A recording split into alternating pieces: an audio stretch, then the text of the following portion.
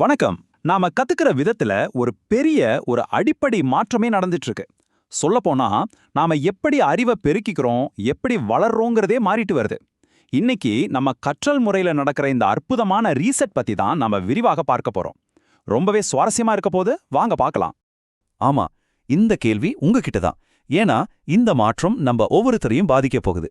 அது ஸ்கூலா இருந்தாலும் சரி, நம்ம ஆபீஸா இருந்தாலும் சரி, கத்துக்கிறதுங்கிறதே ஒரு புது வடிவத்தை எடுத்திருக்கு. சோ இந்த புது உலகத்துக்கு நீங்க தயாரா இருக்கீங்களா? இது ஏதோ ஒரு சின்ன சேஞ்ச் கிடையாதுங்க. இது ஒரு முழுமையான கருத்தியல் மாற்றம். முன்னெல்லாம் யாரோ ஒருத்தர் சொல்லிக் கொடுப்பாங்க, நாம கேட்போம். அதாவது மேலிருந்து கீழ். ஆனா இப்போ அப்படி இல்ல. கற்றல்ங்கிறது நம்மள மையமா வச்சு நடக்குது. நம்ம தேவைகளுக்கு ஏத்த மாதிரி டெக்னாலஜி உதவியோட அது எல்லையில்லாம விரிவடையுது. இந்த மாற்றத்துக்கு பின்னால இருக்கிற 4 முக்கியமான விஷயங்களை பத்தி இப்போ நம்ம ஒன்னொன்னா பார்க்கலாம். சரி, முதல் மாற்றத்துக்கு போலாம். இது நம்மளோட தொழில்முறை வாழ்க்கைக்கு ரொம்ப முக்கியமான ஒண்ணு. இந்த அறிவுசார் பொருளாதாரம்னு சொல்ற இந்த காலகட்டத்துல ஒரு அறிவுசார் பணியாளரா கத்துக்கிறதுனா அதுக்கு என்ன அர்த்தம்? ஒரு காலத்துல ஒரு டிகிரி வாங்கினா போதும், இல்ல ஒரு ட்ரைனிங் முடிச்சா போதும், நம்ம படிப்பு முடிஞ்சதுன்னு நினைச்சோம் இல்லையா? ஆனா இப்போ கத்துக்கிறதுங்கிறது நம்ம வேலையோட ஒரு பிரிக்க முடியாத பகுதியாவே மாறிடுச்சு. டெக்னாலஜி வேகமா மாறுது, பிசினஸ் மாறுது, எல்லாமே மாறிட்டே இருக்கு. நாமளும் அப்டேட்டடா இருந்தாதான் தாக்கு பிடிக்க முடியும். இந்த புதுவிதமான கற்றலுக்கு ஒரு 5 முக்கியமான குணங்கள் இருக்கு. அது என்னன்னு பார்க்கலாம். 1, தொடர்ச்சியான கல்வி. 2வது, சும்மா தியரி மட்டும் இல்லாம அதை எப்படி நிஜ வாழ்க்கையில பயன்படுத்துறதுங்கிறதுக்கு முக்கியத்துவம் கொடுக்கிறது.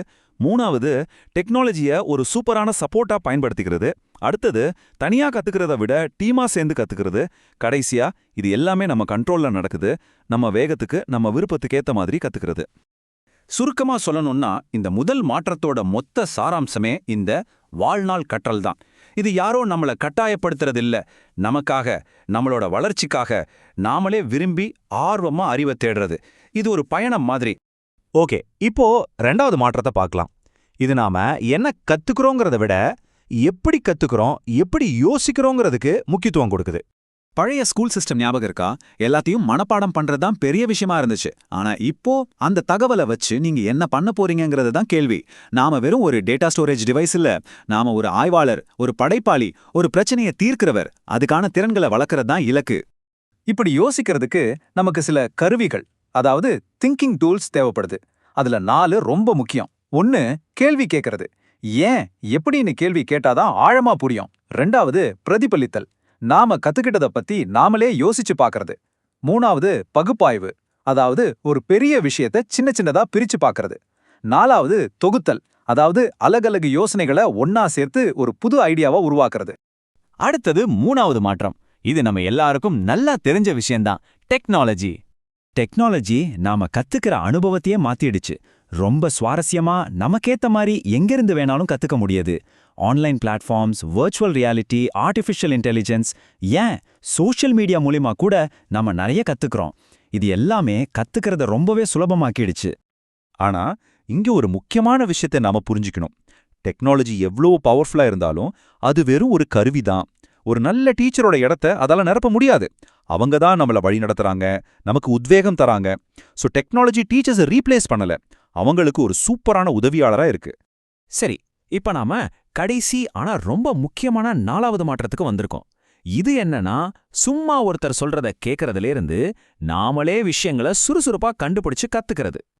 இந்த 2க்கும் உள்ள வித்தியாசத்தை பாருங்க. ஒரு செயலற்ற கற்பவர் என்ன பண்ணுவாங்க? கொடுக்கிற தகவலை அப்படியே வாங்கிக்குவாங்க. ஆனா ஒரு சுறுசுறுப்பான கற்பவர் அப்படி இல்ல. அவங்க அறிவை தேடி போவாங்க, கேள்வி கேட்பாங்க, நிஜ உலக பிரச்சனைகளுக்கு தீர்வு காண முயற்சி பண்ணுவாங்க. சுருக்கமா சொன்னா அவங்க ஒரு எக்ஸ்ப்ளோரர் மாதிரி. இதுக்கு சில உதாரணங்கள் சொல்லணும்னா, ஸ்கூல்ல ஸ்டூடெண்ட்ஸே ஒரு சோதனையை டிசைன் பண்ணி செய்யறது, இல்ல அவங்களுக்கு பிடிச்ச டாபிக்ல ஒரு ரிசர்ச் ப்ராஜெக்ட் பண்றது, இல்லைன்னா ஆஃபீஸ்ல இருக்கிற ஒரு பிரச்சனைக்கு தீர்வு கண்டுபிடிக்கிற ஒரு திட்டத்துல வேலை செய்யறது. இது எல்லாமே கண்டுபிடிப்பு அடிப்படையிலான கற்றல் தான். ஓகே, இப்போ நாம பார்த்த இந்த 4 மாற்றத்தையும் ஒன்னா சேர்த்து பார்த்தா கற்றலோட எதிர்காலம் எப்படி இருக்க போகுதுன்னு நமக்கு ஒரு தெளிவான ஐடியா கிடைக்கும். நிச்சயமா, எதிர்காலம் யாருக்கு சொந்தம்னா, யாரு சுறுசுறுப்பா வாழ்நாள் முழுக்க கத்துக்கிறாங்களோ அவங்களுக்கு தான். அவங்க தான் சிந்திக்கும் கருவிகளையும் டெக்னாலஜியையும் சரியா பயன்படுத்தி இந்த சிக்கலான உலகத்துல ஜெயிப்பாங்க. பாருங்க, கற்றலோட எதிர்காலம் இனிமே வரப்போற விஷயம் இல்ல. அது இப்போவே இங்கதான் இருக்கு, ஆரம்பிச்சிடுச்சு. இப்போ கேள்வி என்னன்னா, இந்த புது உலகத்துல உங்களோட கற்றல் பயணத்துல நீங்க என்ன முதல் அடி எடுத்து வைக்க போறீங்க? யோசிச்சு பாருங்க.